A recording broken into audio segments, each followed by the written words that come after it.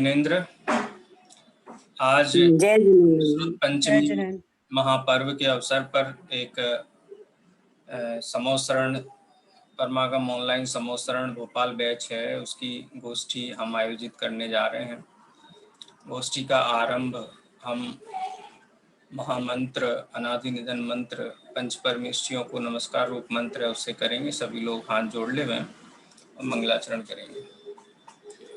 जय श्री ओम नमः सिद्धि नमो अर्हन्ताणं नमो सिद्धाणं नमो आयरीयाणं नमो वज्रायाणं नमो लोवे सहस्राहूढम्।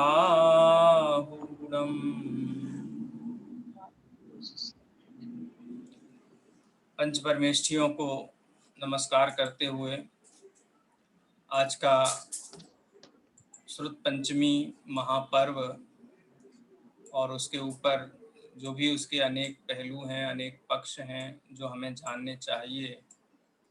ये सुकाल पका है कि जिसमें बहुत बड़ी संख्या में लोग धर्म के सिद्धांतों के प्रति जिज्ञासु हुए हैं, सुनना चाहते हैं, जानना चाहते हैं। पहले श्रुत पंचमी पर्व इतना धूमधाम से नहीं मनाया जाता था। मंदिर में पूजा हो जाती थी और जो विद्वान थे उनके बीच में परिचर्चा हो जाती थी। लेकिन विगत कुछ वर्षों से ये पर्व बहुत धूमधाम से मनाया जा रहा है क्योंकि विद्वत परंपरा बड़ी है। जैसा हम जानते हैं कि हुंडाव सर्पणी काल में अनेक दोष होते हैं, लेकिन कुछ आश्चर्य भी होते हैं, कुछ अद्भुत घटनाएं भी होती हैं।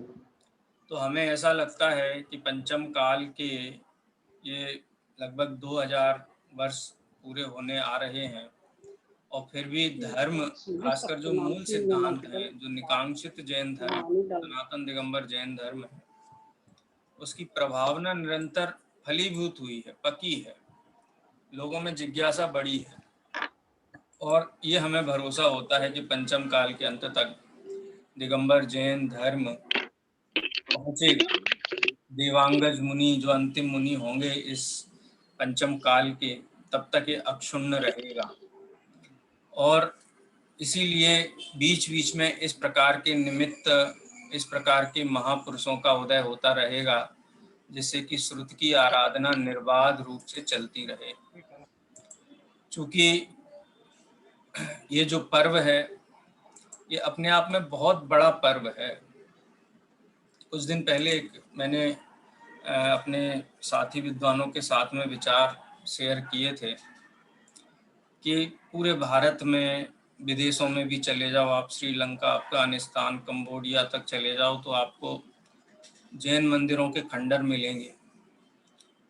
लाखों करोड़ों प्रतिमाएं जमीन से जो निकली हुई हैं, खंडित हैं अथवा कुछ ठीक अवस्था में भी आप म्यूजियम में देख लीजिए अथवा खुले में रखी हुई आप देख लीजिए, बहुत सारी हैं, लेकिन जैन दिखाई नहीं देते हैं।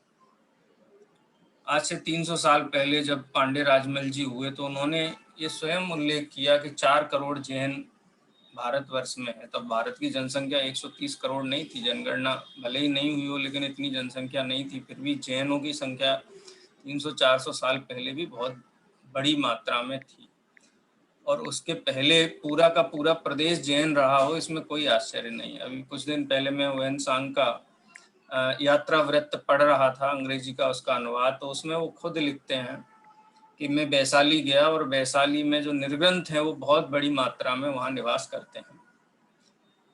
600-700 ईस्वी में वो आया, माने 1400 साल पहले। वैशाली जहाँ पे आज एक भी जैन नहीं है, मूल वहाँ के जो निवासी उनमें एक भी जैन नहीं मिलेगा। तो जैन परंपरा बहुत विशाल, बहुत बड़े जन समुदाय द्वारा मानी जाने वाली परंपरा रही है।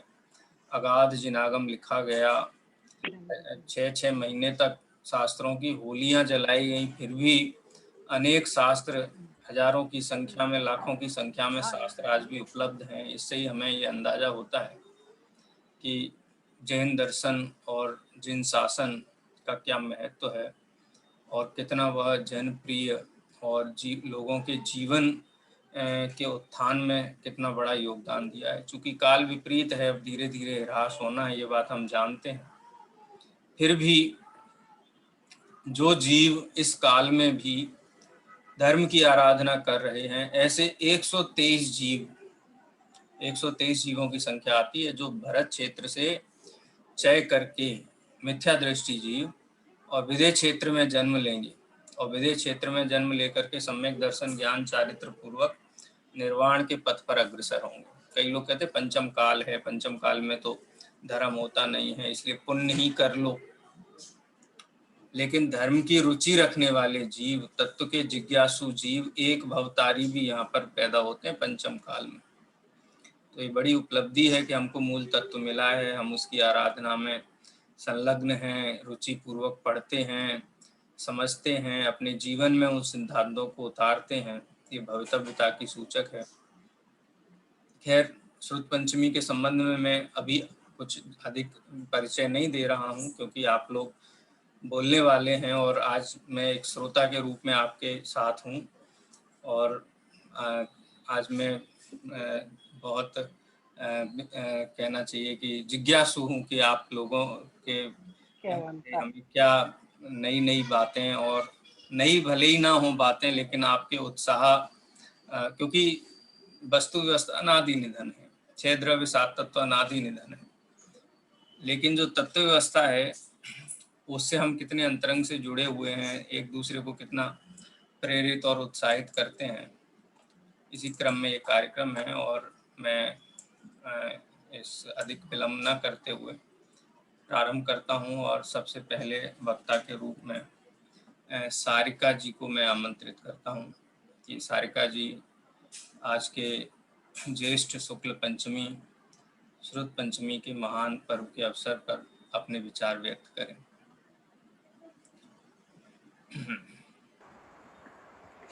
और एक अनुरोध है सभी लोगों से, यदि संभव हो तो आप अपना वीडियो ऑन करके बोलें, जिससे कि लोग सुनते समय अधिक एकाग्रता से आपकी बात को सुन सकें। ये मेरा अनुरोध है, मेरा आग्रह नहीं है, अनुरोध है। अगर आप करेंगे तो मैं फिर आपको स्पॉटलाइट पे रखूंगा कि लोग आपको सीधे लाइव सुन पाएंगे, नहीं तो ऑडियो ही जाता है। हाँ, सारिका जी तैयार हैं? हाँ जी, स्वागत है सारिका जी, बोलिए।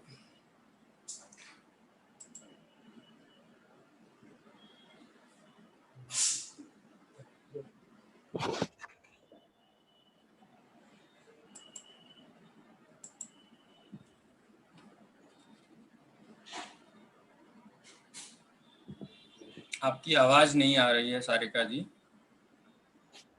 हाँ हेलो। हाँ हाँ, जय जिनेन्द्र सर।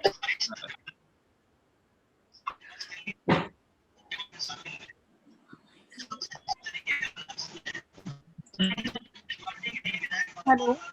हाँ जी, आपकी आवाज एकदम स्पष्ट आ रही है। हाँ सर, बोल रही हूँ। और बाकी लोग अपना जो माइक्रोफोन है वो म्यूट रखें, जिससे स्पष्टता के साथ में हम सुन सकें।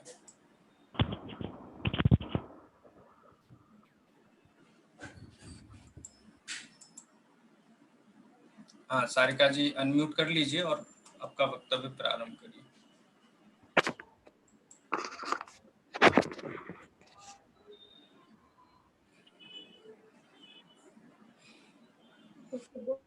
भीषण काल में जिन देव का जब भोग रह, तब मात सम उपकार करते, शास्त्र ही आधार है।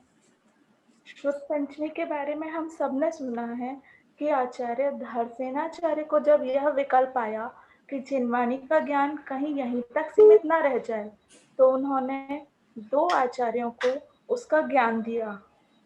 वे आचार्य भूतपली और पुष्पदंत थे। इन्हीं आचार्यों के माध्यम से षट खंडागम ग्रंथ पूर्ण हुआ, जिसमें प्रथम खंड की रचना पुष्पदंत आचार्य ने की, बाकी 5 खंडों की रचना भूतवली आचार्य ने की, और ज्येष्ठ शुक्ल पंचमी के दिन षट खंडागम ग्रंथ को पूर्ण किया। इस षटखंडागम का परिचय और सार क्या है उसको देखते हैं। षटखंडागम का दूसरा नाम छक खंडागम भी है। नाम स्वरूप यह ग्रंथ 6 भागों में विभक्त है। जीवत्थान, खुद्दाबंध, बंध सामित्य विचय, बेयणा, बगणा, महाबंध। इनमें प्रथम जीवस्थान है। इनमें 8 प्ररूपणाएं और जीव, जिनमें जीव के गुण, धर्म और नाना अवस्थाओं का वर्णन है। इस प्रकार इस प्रथम खंड में कुल 2375 सूत्र हैं। तो दूसरा है खुद्दाबंध या क्षुद्रक बंध। इसमें मार्ग स्थान के अनुसार कोई जीव बंधक है और कौन अबंधक है, इसका वर्णन विस्तार से किया गया है। वह कर्म सिद्धांत की दृष्टि से भी विस्तृत वर्णन है। द्वितीय खंड में कुल 1582 सूत्र हैं। फिर तीसरा है बंध सामित्य या स्वामित्व विचय। इस खंड में कर्मों की विभिन्न प्रकृतियों का बंध करने वाले स्वामियों का विचार किया गया है। यहाँ विचय शब्द का अर्थ विचार, मीमांसा, परीक्षा से है।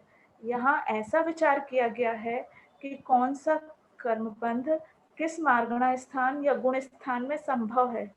इसमें कुल 324 सूत्र हैं। फिर चौथा है वेयणा या वेदना। कर्म प्राभृत्य के 24 अधिकारों में कृति व वेदना नामक प्रथम 2 अनुयोगों का नाम वेदना खंड है। इसमें 1449 सूत्र हैं। फिर इसमें 5वां खंड आता है वर्गणा खंड। इसमें स्पर्श, कर्म और प्रकृति नामक 3 अनुयोग द्वार हैं। इस खंड में 727 सूत्र हैं। फिर 6वां है महाबंध अधिकार। फिर इसमें 30,000 श्लोक प्रमाण। यह सिद्धांत ग्रंथ अत्यंत विशाल व गंभीर होने के कारण एक स्वतंत्र ग्रंथ के रूप में प्रसिद्ध है। इसमें 24 अनुयोग द्वारा जीव कर्म की नानावस्थाओं का वर्णन है। इस प्रकार यह षटखंडागम ग्रंथ प्रत्येक जीव को अपने जीवन में अवश्य पढ़ने योग्य है। यह षटखंडागम ग्रंथ अपने आप में एक महान ग्रंथ है। इस ग्रंथ का स्वाध्याय करना हमारे महाभाग्य का उदय है। जय जिनेंद्र। बहुत बहुत धन्यवाद। एक जो परिचय है षटखंडागम का, वो हमें आपके माध्यम से प्राप्त हुआ। षटखंडागम ग्रंथ अपने आप में इसलिए भी अद्वितीय है कि जैन दर्शन का जो महत्वपूर्ण श्रुत का अंश था, जिसको हम प्रथम श्रुत स्कंद के रूप में भी स्मरण करते हैं, और जिन शासन की जो परंपरा है, जिनवाणी की जो परंपरा है, वो लिखित रूप में उपलब्ध हुई। ऐसा नहीं है कि इसके पहले कुछ लिखा पढ़ा नहीं गया होगा। लेखन कला तो भगवान आदिनाथ जब राज्य अवस्था में थे, उसी समय उन्होंने ब्राह्मी को लेखन विद्या सिखाई थी। माने आज से असंख्यात वर्ष पहले ही राजा ऋषभदेव ने अपनी पुत्रियों को कहना चाहिए ब्राह्मी को जो है शब्द विद्या, वर्ण विद्या का ज्ञान दिया, और उन्हीं के नाम से ब्राह्मी लिपि भी प्रचलित है, जिससे शेष लिपियों का जन्म हुआ है, ऐसा हम मानते हैं। और ब्राह्मी लिपि में बहुत सारे शिलालेख आज भी उपलब्ध हैं। और अंक विद्या में सुंदरी को निपुण बनाया। तो लेखन पुराना है और लिखा नहीं गया पहले, ऐसी बात नहीं है। लेकिन इस शासन जो ये वर्तमान जो भगवान महावीर का शासन है, उसमें जिनवाणी लिखित रूप से लिपिबद्ध, व्यवस्थित लिपिबद्ध, जिससे कि वो परंपरा आगे चलती रहे। हम ऐसा विचार कर सकते हैं कि पहले लेखन परंपरा प्रारंभ क्यों नहीं की गई, पहले कर लेते तो ज़्यादा अच्छा होता। हमारे धर्म में विनय और विनय और बहुमान, बहुत विनय और बहुमान का भाव होता है देव शास्त्र गुरु के प्रति। पहले ऐसा विचार करते थे कि लिखेंगे तो लिख के कहीं ना कहीं रखनी होगी, और पुरानी होगी और अनेक प्रकार से जो लिखित वस्तुएं हैं उनकी उतनी विनय नहीं हो पाती है। तो अविनय ना हो, अत्यंत सावधानी पूर्वक ही उसका अभ्यास किया जा सके, इसलिए श्रुत परंपरा में वो कंठ विद्या के रूप में ही द्वादशांग रहा। लेकिन आवश्यकता आविष्कार की जननी है। जब ये महसूस किया गया कि श्रुत को स्मृति के रूप में रखना, उसका कहना चाहिए संरक्षण करना बहुत मुश्किल है, अब तो लिखना ही पड़ेगी। चाहे लिखित में थोड़ी बहुत अभिनय भी हो तो भी लिखना अनिवार्यता है, नहीं तो वो लुप्त ही हो जाएगी। जैसे वर्तमान, पहले जब शास्त्र वगैरह लोग मोबाइल में डाउनलोड नहीं करते थे, क्यों? क्योंकि बोलते मोबाइल पॉकेट में रखा हुआ है और गिर जाता है, और बाहर होते हैं तो जेब में रहता है, हम टॉयलेट वगैरह चले जाते हैं, मोबाइल लेकर के ही जाना पड़ता है।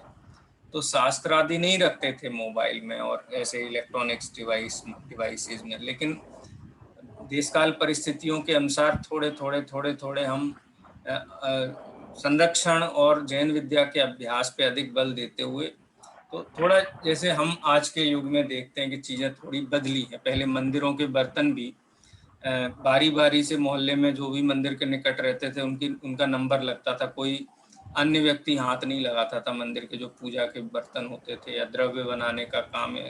लेकिन अब धीरे धीरे व्यवस्थाएं बदल गई हैं। मैं उनको आदर्श व्यवस्था नहीं मानता हूँ, लेकिन इस प्रसंग को मैं वहाँ से जोड़ना चाहता हूँ कि इसके पहले क्यों नहीं लिखा गया।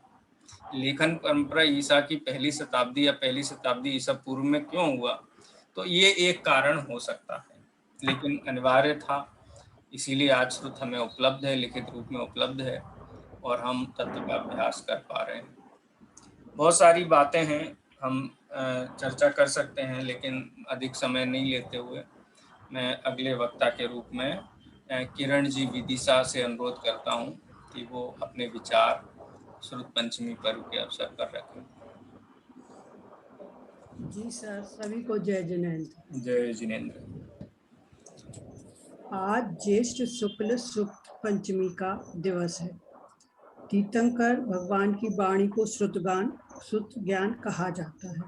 आज पूरा विश्व श्रुत पंचमी का महान पर्व मना रहा है। श्रुत पंचमी पर्व जिनवाणी के बहुमान का आराधना का पर्व है। धन्य धन्य अवसर आया है अब निज के उद्धार का।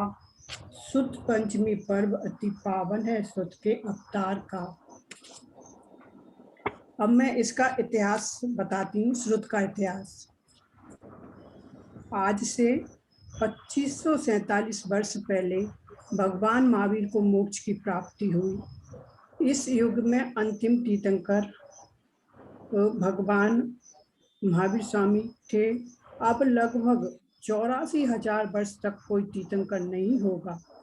अंतिम तीर्थंकर महावीर स्वामी का जब विरह हुआ तो उसके बाद 62 साल में 3 केवली हुए, 3 अनुबद्ध केवली हुए। सर आप कुछ कह रहे हैं? 62 साल में 3 अनुबद्ध केवली। मैंने तो म्यूट कर रखा है, मैं तो सुन रहा हूँ बस। मेरी तरफ से शायद किसी और के यहाँ से आवाज आ रही हो। ठीक है सर। अंतिम तीर्थंकर महावीर स्वामी का जब विरह हुआ तो उसके बाद 62 साल में 3 अनुबद्ध केवली हुए। पहले केवली गौतम स्वामी, दूसरे सुधर्मा स्वामी, तीसरे जम्मू स्वामी, और एक केवली और हुए श्रीधर स्वामी। 62 वर्ष तक केवलियों की परंपरा, बिहार, उनका दर्शन वर्तमान था। युग ने और करवट ली और ये अवसर्पणी काल है, और अवसर्पणी काल में कुछ गिरावट की ओर, काल में सब कुछ गिरावट की ओर जाता है। आगे के 100 वर्षों में 5 श्रुत केवली हुए। पहले विष्णु, दूसरे नंदी मित्र, तीसरे अपराजित, चौथे गोवर्धन और 5वें भद्रभाव। ये 125 साल पहले की पीढ़ी है। विशिष्ट ज्ञान के ज्ञानी, 12 अंगों के ज्ञाता श्रुत केवली हुए। उसके बाद फिर 11 अंग के, उसके बाद फिर 10, 9, इस प्रकार समय बीतता गया और फिर एक अंग के पाठ ही रह गए। अब एक अंग के ज्ञानी भी नहीं रहे, उसके बाद जो ज्ञानी हुए वो उनको अंशों का ही ज्ञान था। और करीब महावीर स्वामी के 683 वर्ष व्यतीत हो जाने के बाद एक अंश के ज्ञानी रहे, उनका नाम है पूज्य आचार्य धरसेनाचार्य, और दूसरा नाम है पूज्य आचार्य गुरुधर स्वामी, और एक और नाम है आचार्य कुंद देव। आज से लगभग 2000 साल पहले की बात है। और धरसेनाचार्य ने दूसरे अब्रायणी के 5वें वस्तु अधिकार के 4थे प्राकृत अधिकार का कर्म प्राकृत का ज्ञान उनको था। अवसर निकाल में ज्ञान का हास होता जा रहा था, तो धरसेनाचार्य को चिंता हुई कि आगे के इस धर्म को कौन आगे बढ़ाएगा, कौन समझेगा और कौन समझाएगा। तो इस विकल्प के कारण उनको उपक्रम कराए। तो उन्होंने अपने कर्म प्राकृत ज्ञान को अपने 2 शिष्यों को दिया, जिनका नाम था भूतबली और पुष्पदंत। उनका नाम तो नरवाहन और सुबुद्धि था, पर बाद में वे इतिहास में आचार्य भूतबली और आचार्य पुष्पदंत के नाम से प्रसिद्ध हुए। उनके सम्मिलित प्रयास से इस युग के प्रथम श्रुत स्कंद, प्रथम शास्त्र सठखंडागम की ताड़पत्र पर रचना हुई। ये जिनवाणी के लिपिबद्ध होने का काल था। आचार्य धरसेन ने जो ज्ञान आचार्य भूतबली और पुष्पदंत को दिया, उनकी चिंता में है भी बात आई कि अगर इसे लिपिबद्ध नहीं किया गया तो है सारा ज्ञान नष्ट हो जाएगा, क्योंकि अब सर्वसर्वनी काल है, आगे तो और बुरा समय आने वाला है, तो आत्मा तो प्यासी ही रह जाएगी। लेकिन इसी दौरान एक और आचार्य हुए, उनका नाम था गुरुधर स्वामी। उनको ज्ञान था 5वें प्रभात पूर्व के 10वें अधिकार के 3रे प्राकृत अधिकार का। तो उन्होंने रचना की कसाहे पावर ग्रंथ की, ये सिद्धांत ग्रंथ। इसी समय धरती पर, भारत भूमि पर एक संत का अवतार हुआ। उन्होंने न केवल जैन दर्शन, जैन तत्व ज्ञान को संभाला, बल्कि जैनत्व की जितनी इकाइयां थी, जितने भी पहलू थे, उन सारे पहलुओं को संचालित किया। ऐसे महान आचार्य का नाम था कुंद आचार्य। अध्यात्म का दौर था, इसमें अध्यात्म से संबंधित ग्रंथों का उदय हुआ। 84 पाहुर की रचना हुई। उसी समय उपलब्ध आगम उस समय का प्राकृत का था। उसी समय उमा स्वामी हुए, जो कि कुंद आचार्य के शिष्य थे। और उसी समय यति वृषभ नाम के आचार्य हुए, जिन्होंने त्रिलोक परिणति ग्रंथ की रचना की। इसमें तीनों लोकों का वर्णन, 63 सलाका पुरुषों का वर्णन, चक्रवर्ती पतवानियों की इस प्रकार शुरुआत हुई। इसके बाद और कई आचार्य हुए, बंकेट भट्ट के स्वामी, शिवकोटि आचार्य ने तो भगवती आराधना की रचना की, जिससे समाधि के संबंध में सब कुछ बताया। और भी कई ग्रंथ जैसे मूलाचार ग्रंथ की रचना हुई। और तत्वार्थ सूत्र का अवतार आचार्य उमा स्वामी ने किया है। पहला ऐसा ग्रंथ था जो संस्कृत में सूत्रबद्ध था, और विद्वानों की भाषा संस्कृत ही होती थी उस समय। और मतलब आगम और प्राकृत भाषा तो सबकी मूल मतलब बोलचाल की भाषा थी, लिखने की भाषा थी। आचार्य समंतबद्ध भी हुए। उन्होंने प्रथम गृहस्थ धर्म रत्करण साहब का 4 ग्रंथ लिखा, और भी कहीं स्तोत्र की रचना की, जैन न्याय को लिखा। फिर उसी समय आचार्य पूज्यपाद जी हुए, नेमिचंद आचार्य, ओगेंदु आचार्य, और भी कई आचार्य हुए जिन्होंने कई ग्रंथ लिखे। वीर सेनाचार्य, और जिन्होंने की धवला ग्रंथ लिखा, 62,000 तो पृष्ठ 16 भाग प्रकाशित हैं उसके। अक्लंक देव, कार्तिकेय स्वामी, उदयंदु स्वामी और 1000 साल बाद फिर अमृत चंद आचार्य हुए। उन्होंने आत्मख्याति लिखी और उसके बाद जयसेन स्वामी हुए जिन्होंने तात्विक वृत्ति लिखी। पांडे राजमल जी हुए जिन्होंने भी टीका और आगे और विस्तार से लिखा। रवि सेनाचार्य ने पद्म पुराण, छत्र चूड़ामणि ग्रंथ। इसके बाद बनारसी दास जी, टोडरमल जी, शिवकोटि जी जिन्होंने भगवती आराधना लिखी। पशुनंदी आचार्य, आचार्य जयचंद्र जी छावड़ा, ऐसे कई आचार्य हुए।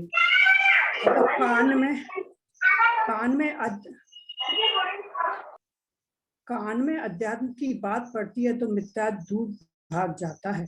उसके बाद गुरुदेव श्री कांजी स्वामी ने 6 द्रव्य 7 तत्व जिनवाणी को बहुमान पूर्वक हाथ में लेकर पढ़ना सिखाया। हमारे पास सब सुलभ है, बस रुचि होना ही दुर्लभ है। जिनवाणी नित्य बोधनी है, समस्त जिनागम के प्रति बहुमान हमें होना चाहिए और नित्य स्वाध्याय करना चाहिए। इसी भावना से जय जिनेन्द्र।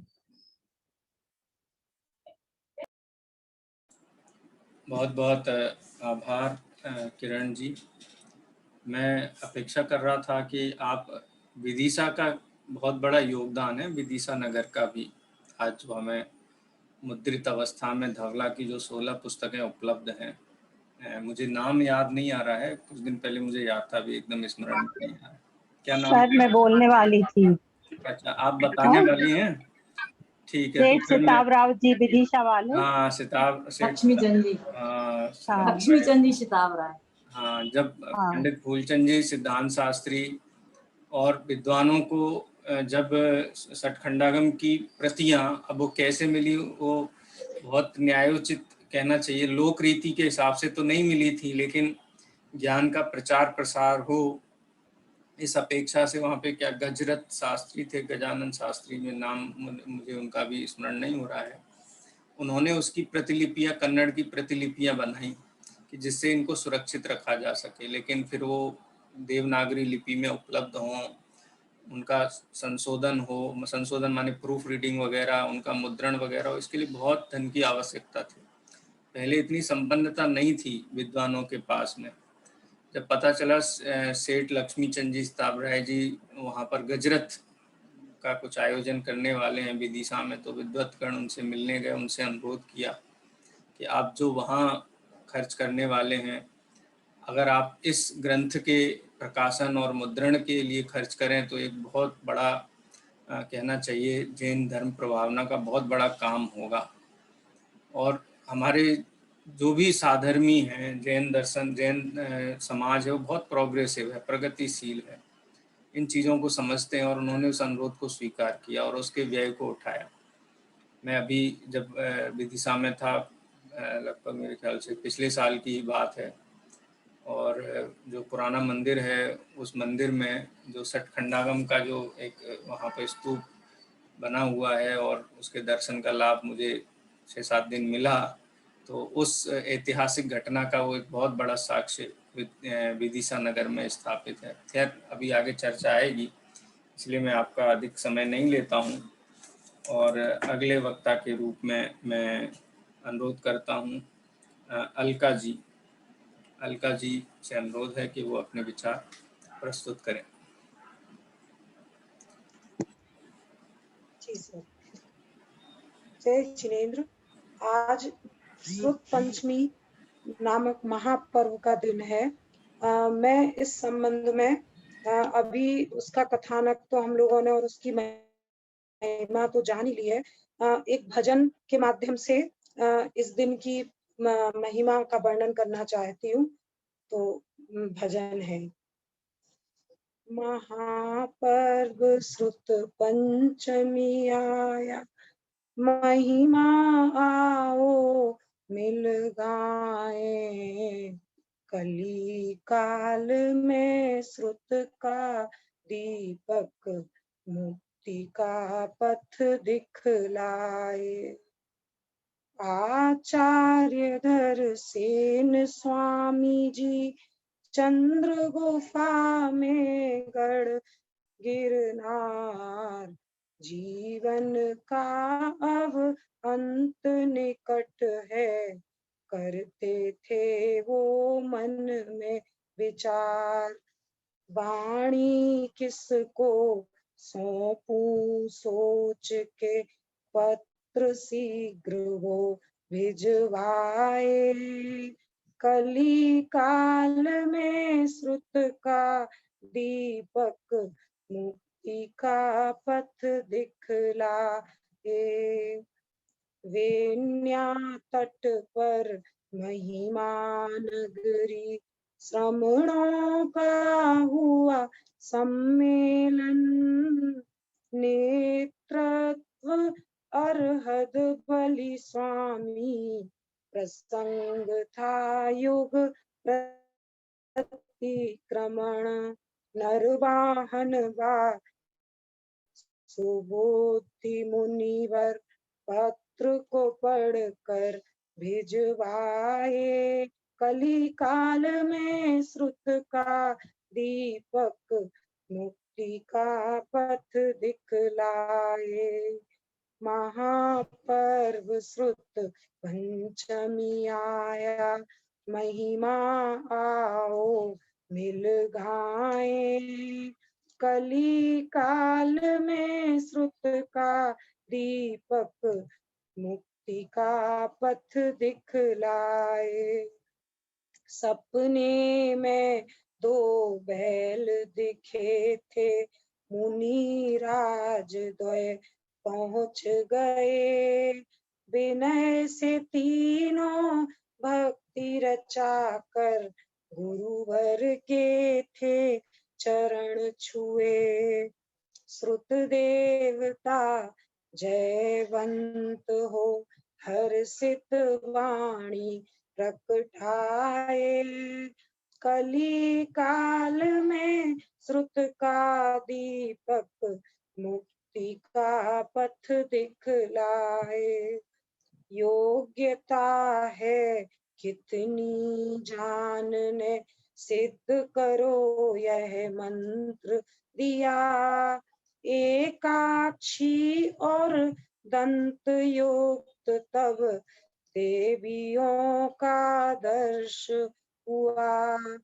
मंत्र सुधार सिद्ध कर अपनी क्षमता गुरु को बतलाए। कली काल में श्रुत का दीपक, मुक्ति का पथ दिखलाए। पूर्ण हुआ कर्तव्य गुरु का, सौंप दिया जब पूरा ज्ञान। दंत पुष्प सम भूतों से पूजा, देवों से ये सम्मान। पुष्प दंत और भूत बलि, ये नाम गुरु के मुख आए। कली काल में श्रुत का दीपक, मुक्ति का पथ दिखलाए। मरण विरह पर दुखी ये होंगे, शीघ्र गमन था करवाया। पुष्प दंत मुनि सूत्र को रच कर, भूत बलि को भिजवाया। सठ खंडागम रचा पंचमी, श्रुत ये पर्व जगत पाए। कली काल में श्रुत का दीपक, मुक्ति का पथ दिखलाए। महापर्व श्रुत पंचमी आया, महिमा आओ मिल गाए। कली काल में श्रुत का दीपक, मुक्ति का पथ दिखलाए। ये तो ग्रंथ अपना लिखा गया, लेकिन अब हमको पुरुषार्थ क्या करना है। अब हमको इन ग्रंथ को पढ़कर अपना कल्याण करना है। इसमें इसके लिए स्वाध्याय बहुत जरूरी है, और स्वाध्याय से ही हमको सच्चा मार्ग का ज्ञान होगा और हमें क्या पुरुषार्थ करना है ये भी पता चलेगा, और हम फिर उस पुरुषार्थ द्वारा अपना ये भाव सफल कर सकते हैं। तो हमने स्वाध्याय के बारे में कुछ लाइनें लिखी हैं। स्वाध्याय से मिलता ज्ञान, पूज्य जगत में हो विद्वान, है यह सुख संपत्ति की खान, कोई न वस्तु इसके समान। स्वाध्याय से पाते बुद्धि, स्वाध्याय से मन की शुद्धि, स्वाध्याय से मिलता ज्ञान, इसके बिन नर पशु समान। आत्मज्ञान धन गुप्त महान, ज्ञान धन से बढ़ता मान। भाई बाटे हरे न चोर, यथाशक्ति इस धन को जोड़। सुख में दुख में एक समान, जिन वाणी माता सुजान, इससे बने वीर भगवान, माता सकल गुणों की खान। तो हमने जिनवर की वाणी और ये जो हमको प्राप्त हुई है उसके द्वारा हमने ये जाना है कि सबसे सरल अगर कुछ है तो बस अपनी आत्मा को, अपने पद को प्राप्त करना है, और हमारा पद है आत्म पद, मोक्ष पद। जिनवर की वाणी से हमने ये जाना, सबसे सरल है निज पद का पाना। तो आज के दिन हम सब लोग स्वाध्याय की अवश्य प्रेरणा करें, स्वाध्याय का अवश्य नियम लें और अपनी आत्मा का कल्याण करें। इसी मंगल भावना से।